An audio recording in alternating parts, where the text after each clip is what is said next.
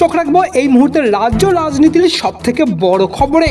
রাউস Avenue আদালত আজ 10 জন তৃণমূল কংগ্রেস নেতা নামে সমন জারি করেছে, যাদের মধ্যে রয়েছেন সাংসদ ডেরেক ওব্রায়েন, মোহাম্মদ নাদিমুল হক, দোলা সেন, সাকেত গোখলে, সাগরিকা ঘোষ। তবে এখানেই শেষ নয়, এর আগে 8ই এপ্রিলও ভারতের নির্বাচন কমিশনের বাইরে একটি বিক্ষোভের ঘটনায় আদালত বিবেক গুপ্ত, অর্পিতা ঘোষ, ডাক্তার শান্তনু সেন, অবীর রঞ্জন বিশ্বাস, সুদীপ রাহার নামেও সমন জারি করেছে।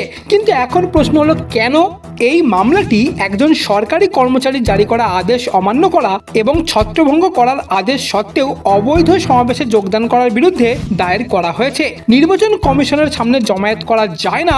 সাধারণ নির্বাচনের আগে 2024 সালের এপ্রিলে তৃণমূল নেতারা ভারতের নির্বাচন কমিশনের সামনে জড়ো হয়ে বিক্ষোভ করছিলেন, এমনটাই অভিযোগ ওঠে। অভিযোগকারী মামলার তথ্য হলো 8ই এপ্রিল 2024 তারিখে বিকেল 4টের সময় অভিযুক্ত ব্যক্তিরা ভারতের নির্বাচন কমিশনের প্রধান গেটের বাইরে জড়ো হয়ে হাতে প্ল্যাকার্ড এবং ব্যানার নিয়ে বিনা অনুমতিতে বিক্ষোভ শুরু করে। সিআরপিসির 144 ধারা জারি থাকা সত্ত্বেও তারা সেখানে বিক্ষোভ করেছিল।